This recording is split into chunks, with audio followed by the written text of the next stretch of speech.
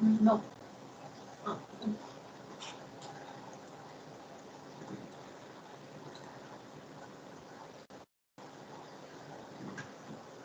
Bueno, entonces, diapositiva 25, para continuar acá, ¿no? Ya ayer habíamos iniciado con este tema 3 de la unidad 2, la primera parte, lo que es eritrón. Bueno, estábamos hablando, ¿no? Sobre la hemoglobina, moléculas de la hemoglobina, ¿no? Es un pigmento transportador de oxígeno de las células rojas. Entonces, la hemoglobina, además de ser un transportador, ella es un excelente amortiguador ácido básico, ¿no? Así como, tan igual como la mayoría de proteínas. Entonces, de tal forma que los eritrocitos van a ser responsables de la mayor parte del poder amortiguador ácido básico de la sangre, ¿no? En total. Entonces, bien sabemos que para que la hemoglobina transporte oxígeno, ella necesita sintetizar fierro, ¿no? Entonces, la hemoglobina es un pigmento transportador de oxígeno de las células rojas, de los eritrocitos, y es una molécula pues un poco más compleja, un poco más grande, tiene una estructura cuaternaria, ¿no? Que tiene 4 cadenas de proteínas globulares. Y cada una de estas envuelve una molécula de fierro que contiene un grupo M. Aquí está, ¿no? Grupo M, y son las cadenas. Aquí también está, de una forma diferente, ¿no? Entonces, de esta manera, el contenido de la hemoglobina en la sangre obviamente es importante, ¿no? Y si el contenido de la hemoglobina, como ya les dije anteriormente, disminuyera, la condición en ese momento es denominada como anemia. ¿Qué tenemos además? Tenemos el anillo de porfirina, ¿no? Con un átomo de fierro en el centro. Aquí lo vemos, el átomo de fierro en el centro. Hay tipos de canales de globina. En la mayoría de los adultos, nosotros tenemos las cadenas alfa, ¿no? Y también las 2 cadenas beta hemoglobina, ¿no? Son 4 cadenas de globina y aquí están centralizadas, ¿no? En la mayoría de adultos tenemos estas de acá, que es la beta hemoglobina A. Después, además de eso, hay otras variaciones ligeras en diferentes subunidades de cadenas de hemoglobina que van a depender de la composición en aminoácidos de la porción polipeptídica, digamos así. Tenemos entonces, además de las cadenas alfa y de las cadenas beta, las cadenas epsilon y las cadenas delta. Entonces aquí, ¿no? La combinación de hemoglobina con oxígeno, la más importante característica de la molécula de hemoglobina es su capacidad de combinarse de una forma débil, irreversible, con el oxígeno, ¿no? Es esta la capacidad. Una vez que la función primaria obviamente vaya a depender de esta capacidad, ¿no? De combinarse con el oxígeno en los pulmones y obviamente de liberar ese oxígeno con mucha facilidad a nivel de los capilares, los tejidos, donde la tensión gaseosa del oxígeno es mucho más baja que la de los pulmones. Aquí nuevamente es el grupo M y estas son las globinas, que son las 4 cadenas.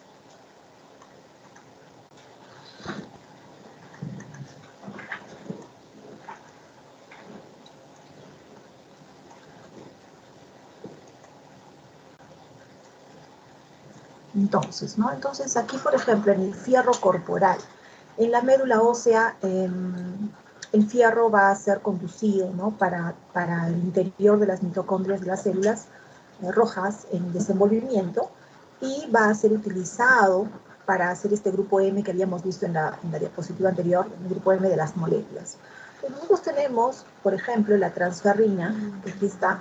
La transferrina es una proteína transportadora que va a transportar, desde luego, el fierro en la sangre. Ahora, el exceso de fierro va a ser almacenado en el hígado como la ferritina, por ejemplo, ¿no? Entonces, el fierro es importante para la formación no solo de la hemoglobina, sino también de algunos otros elementos esenciales del organismo, como cuáles. por ejemplo, la mioglobina, ¿no? El citocromos, citocromoxidasa, peroxidasa, catalasas, entre otros. ¿Cuáles son los valores totales del hierro que podemos considerar? Acá tenemos 65% de hemoglobina, 0.1 de transferrina, de 15 a 30% de ferritina. Además, en el organismo, ¿no?, hay una media de 4 a 5 gramos, ¿no?, lo que representaba justamente el 65%. En forma de mioglobina, por ejemplo, es un 4%, ¿no? Un 4% lo que nosotros tenemos. Un 1% de los compuestos MM que van a favorecer a la oxidación intracelular. Y bueno, y además de este 15 o 30% de la ferritina, ¿no?, que es almacenado, sobre todo donde en los sistemas reticuloendotelial, en las células del parénquima hepático, ¿no?, en forma de ferritina, y el resto va a estar, como ya les dije, en otros compuestos.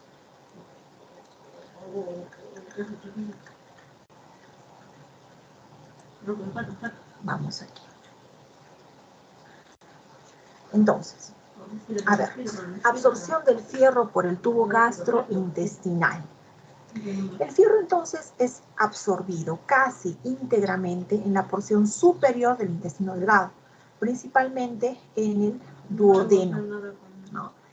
Y la absorción es un proceso activo, ¿no? Aquí es el duodeno y es un proceso, disculpen por favor, y es un proceso, aquí vamos a poner duodeno, y es un proceso activo. Ahora, apenas la forma ferrosa, cuando hablamos de forma ferrosa, nosotros hablamos de dos valencias positivas. Apenas esa parte del fierro va a poder ser absorbida en cantidades suficientes, ¿no? Por otra parte, el fierro, ¿no?, es considerablemente presente en forma férrica, ¿no? La forma férrica es en 3 valencias. La forma férrica tiene 3 valencias, ¿no? 1, 2 y 3. Entonces, esas 3 valencias que no hay la forma ferrosa, no va a permitir o no va a facilitar la absorción del fierro por el intestino. Y obviamente esto no va a ser favorable, ¿no? ¿Para qué? Porque para poder tener una serie de beneficios del fierro en el organismo. Algo importante, ¿no? Un ejemplo, yo les hago esta pregunta.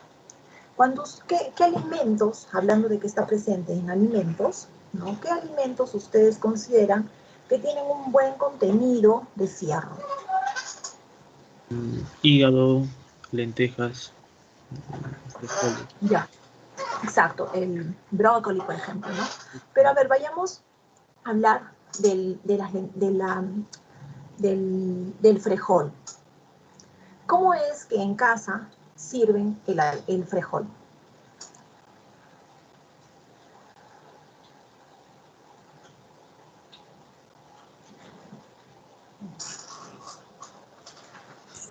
¿Va acompañado de algún ácido, doctora?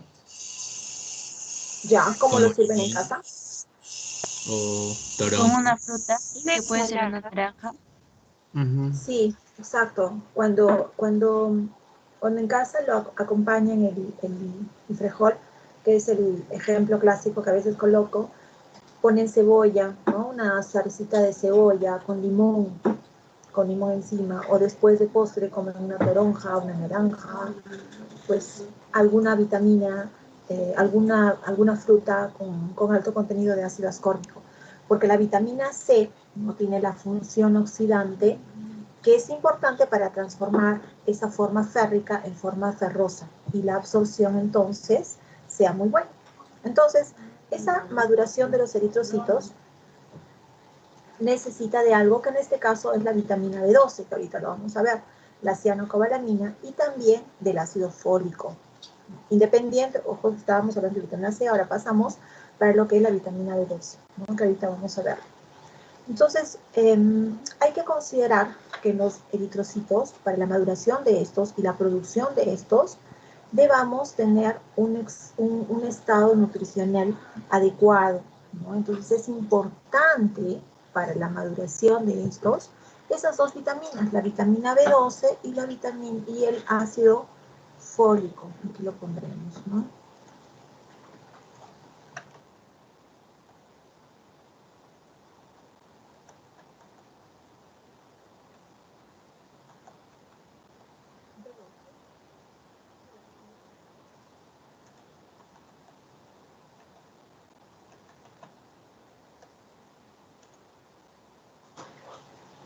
No.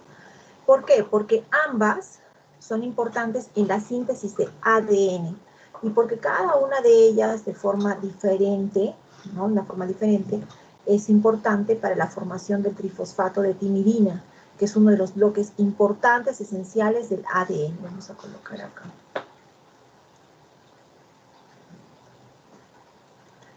Vamos a colocar acá.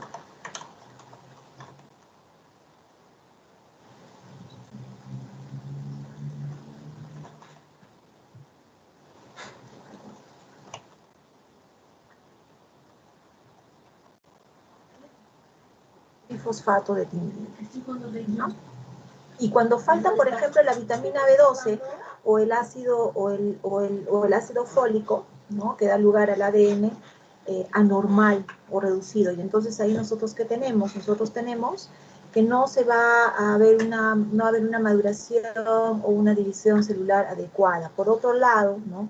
Esas células eritroblásticas de la médula que habíamos visto en los slides anteriores, ¿no? Además de no proliferar con rapidez, van a poder, pueden producir, sobre todo, eritrocitos de mayor tamaño. Entonces, son más grandes, que son llamados los macrocitos. Y la propia célula tiene una membrana, ¿no? El propio eritrocito tiene una membrana. Esa membrana en estos casos de los macrocitos es frágil y entonces es irregular. Entonces es un eritrocito grande, con una membrana frágil, oval, ¿no?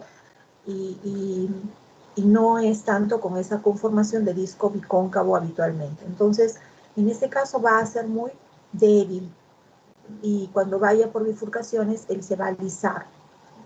Entonces, las células parietales de las glándulas gástricas secretan, ¿no? Una glucoproteína que es llamada de factor intrínseco.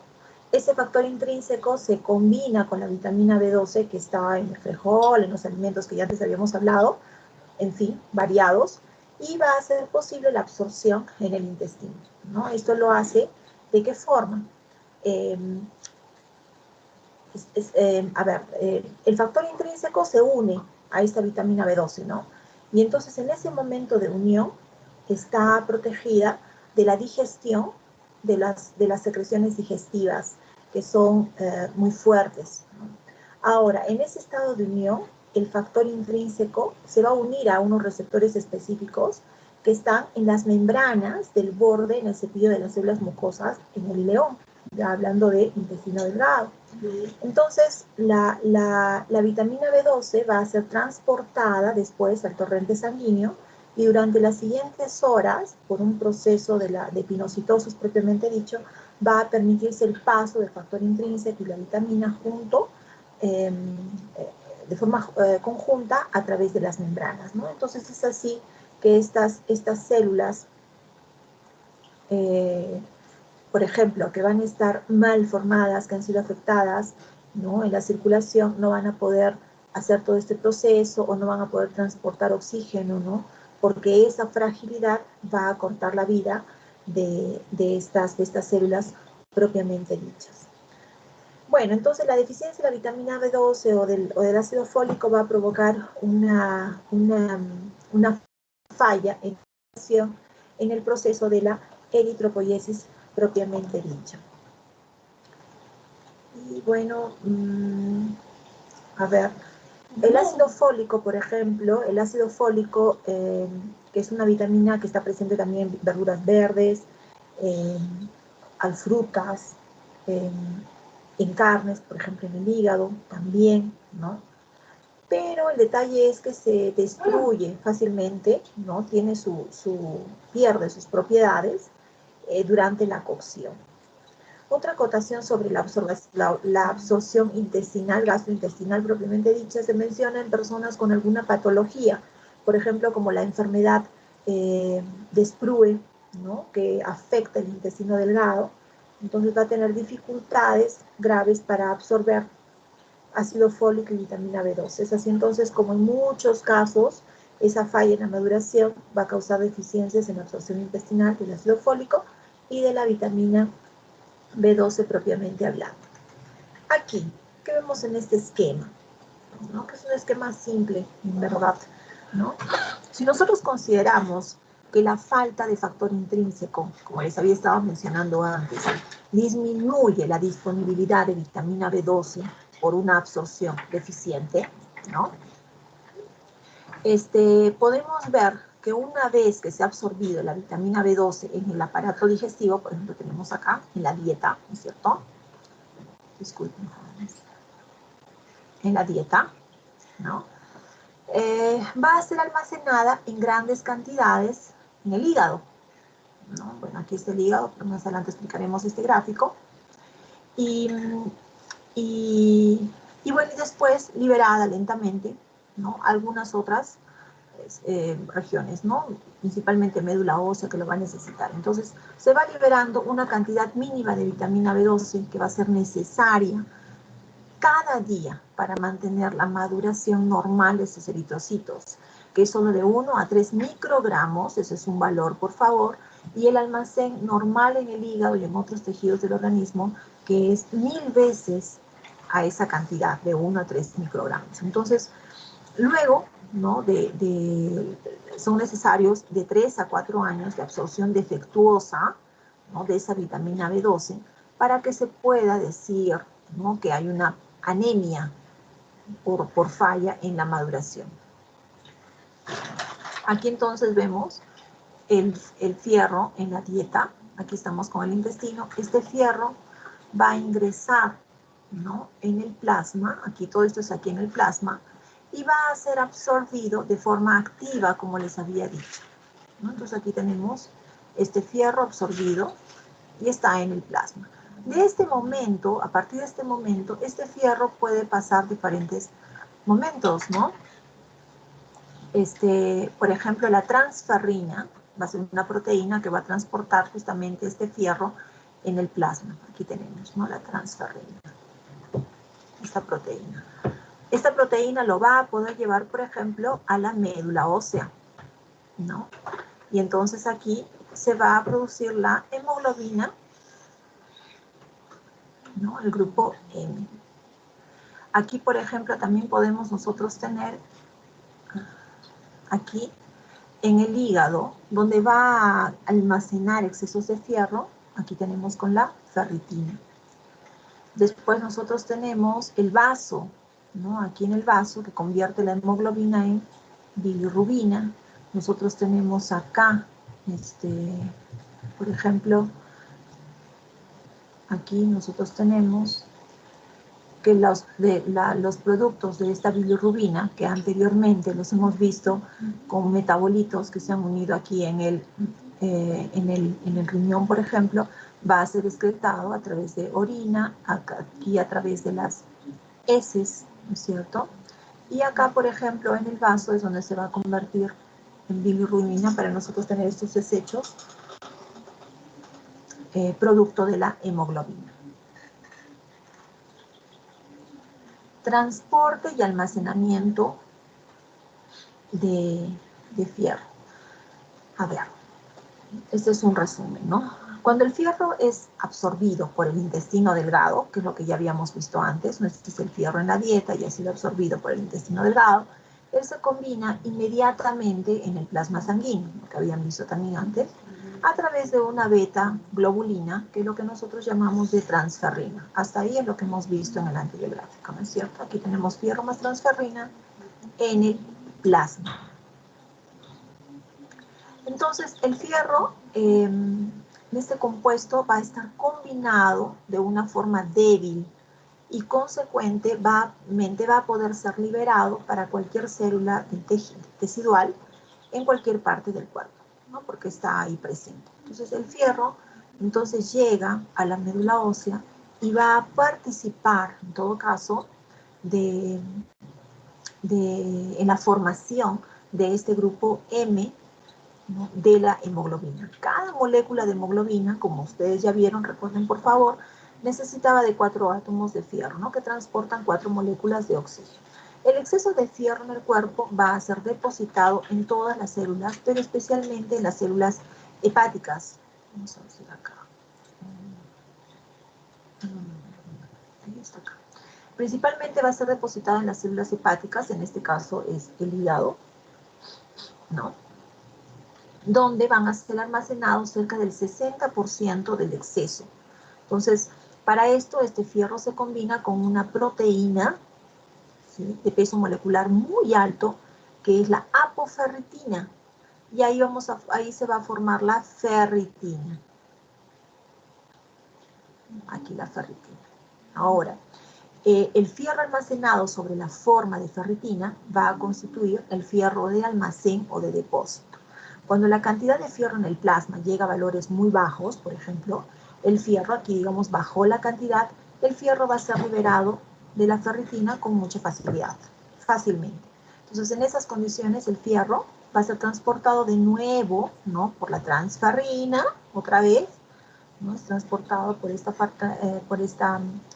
transferrina para tejidos del cuerpo donde vaya a ser necesario, digamos así. Para que esto no suceda, la absorción debe ser controlada definitivamente, ¿no? Ahora, cuando la apoferritina, tenemos acá, ¿no?, en el hígado y en algunos otros órganos donde puede estar almacenado el fierro, está saturado con fierro, la transferrina no va a poder liberar fierro de esos depósitos, ¿no?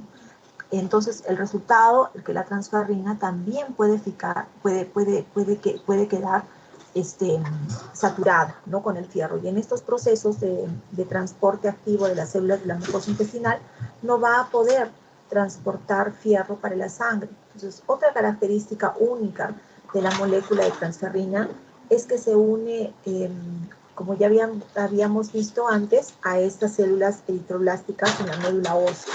Y después ese hierro unido, ¿no?, y los eritroblastos lo ingieren, lo introducen mediante endocitosis, ¿no? Entonces, lo que habíamos visto antes ahí, y ese hierro directamente en la mitocondria va a ir donde va a ser sintetizado. Entonces, consecuentemente, el sistema de proceso de este hierro simplemente inactiva, en los casos donde hay un exceso, va a inactivar la absorción intestinal del fierro.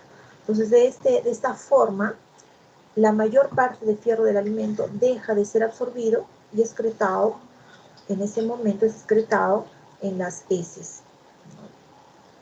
Ahora, cuando esos depósitos ya son eliminados, ya no hay más, ¿no?, el mecanismo se invierte y el proceso de absorción intestinal transporta más fierro y el mecanismo activo nuevamente da y el intestino va a trabajar nuevamente. Ahora, así el sistema va a ser regulado totalmente por estos depósitos de fierro que no deben estar ni en un exceso ni tampoco en una carencia.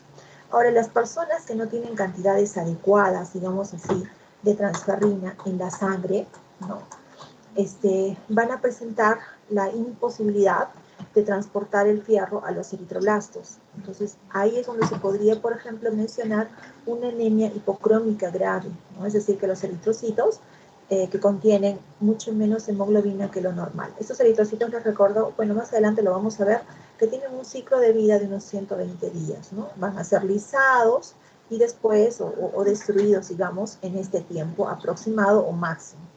Y la hemoglobina liberada de estas células va a ser ingerida por células monocitocromafágicas, ¿no? Y bueno, y después, lo que acá tenemos es la ferritina, por ejemplo, ¿no? Allí se libera el hierro, ¿no es cierto? Y a veces se almacena ya tenemos que aquí está saturado y aquí también no se puede más porque aquí ya está saturada esta cantidad de ferritina, entonces hay una reserva adicional que en este caso es la hemosiderina, ¿no? La hemosiderina es cuando ya han habido un exceso de almacén en la ferritina y es mucho más difícil de ser liberada en general.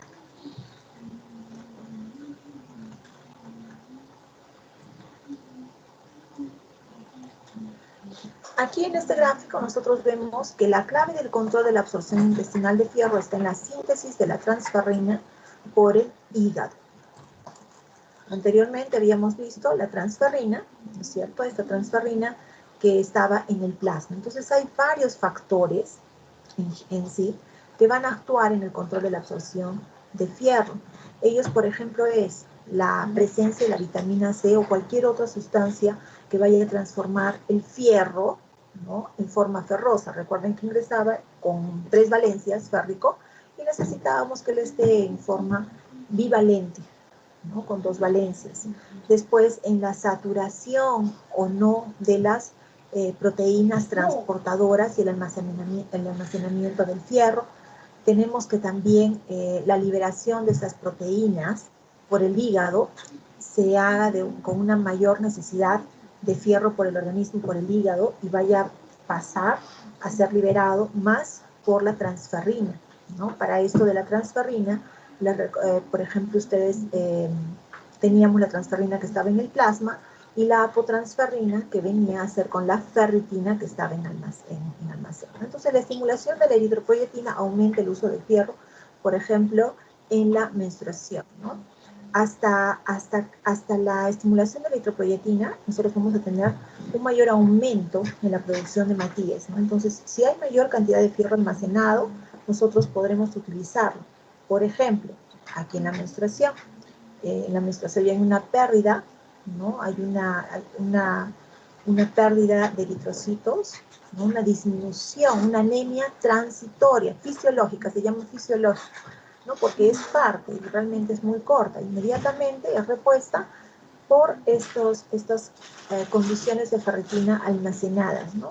Entonces, el aumento de absorción intestinal de fierro también es importante para que no se pierda este almacén de fierro en forma de ferritina, que es fácilmente liberada, diferente a la hemosiderina. La hemosiderina no, por ejemplo, no es liberada. Entonces, la clave de todos esos controles de absorción intestinal de fierro está básicamente en la síntesis de la transferrina presente en el plasma. Entonces, en los fetos, ¿no?, humanos, tenemos diferentes formas de hemoglobina, ¿no?, adaptadas para atraer oxígeno de la sangre, en este caso la sangre materna, hacia la placenta. La hemoglobina fetal es la hemoglobina, es como el símbolo que está aquí, ¿no?, propiamente que está ahí. Entonces, tiene en este lugar, nosotros habíamos visto en una diapositiva anterior, ¿no?, que, bueno, teníamos la conformación, que eran 4 cadenas, ¿no es cierto?, ahí combinadas, digamos. En el caso de la hemoglobina S, se tienen 2 cadenas, pero en lugar de ser 2 cadenas alfa, como en el adulto, teníamos igual, ¿no?, 2 cadenas alfa como en el adulto, y en el feto también 2 cadenas alfa, pero la otra cadena, que es generalmente cadenas beta, en el caso del feto son 2 cadenas gamma, ¿no? Por eso está acá. Y es como encontramos la conformación en un feto. Entonces, ¿qué sucede? ¿Cómo se da esto, no? Inmediatamente después del nacimiento, esta hemoglobina fetal va a ser sustituida por esa hemoglobina en forma adulta, a medida que nuevas células, a nuevos eritrocitos van siendo sintetizados. Vamos a colocar acá un adulto. Tenemos 2 cadenas alfa, cadenas beta. En el feto, nosotros tenemos 2 alfa 2 gamma. ¿No? Y entonces, bueno, nosotros tenemos que ser almacenada, no es inmediatamente se da esa sustitución y esa degradación de la hemoglobina fetal va a poder aumentar los niveles de bilirrubina en la sangre, que era lo que en un anterior slide les estaba mostrando, ¿no? Incrementa la bilirrubina en la sangre y esa condición es llamada como ictericia, que es relativamente común y es fisiológica, pero dentro de ciertos padrones, dentro de ciertos rangos. Y es lo que causa una coloración amarilla en la piel y en la parte de los ojos, ¿no? Otra causa común de ictericia también son algunas enfermedades hepáticas, ¿no? En que el hígado obviamente va a ser incapaz de procesar, de excretar la bilirrubina. En este caso es una ictericia fisiológica que dentro de unos padrones todos los recién nacidos padecen. Luego son ellos expuestos a unas cámaras especiales durante un par de horas hasta que se normalice finalmente o ayude esto a llegar a condiciones normales de los valores excesivos de la bilirrubina como parte de esta transición o como parte de esta sustitución de estas cadenas beta de las cadenas gamma por las cadenas beta. 628. Nos quedamos en esta diapositiva porque esta diapositiva es un poco extensa, ¿ya? Diapositiva número 32. Angie, por favor, tomas notas, ¿sí? De la diapositiva. ¿Alguna pregunta hasta acá, jóvenes?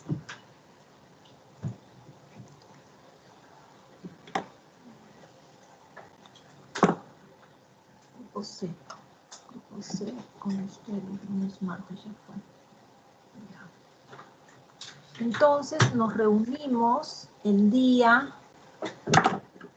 la próxima semana, ¿sí, Angie? Espero entonces las consideraciones del Drive. No sé qué delegado sea el que vaya a enviar, porque el día viernes a más tardar quiero estar subiendo las notas, ¿sí? Asistencias finales para alguien que haya, por favor, llegado. Vamos a ver acá. Asistencia.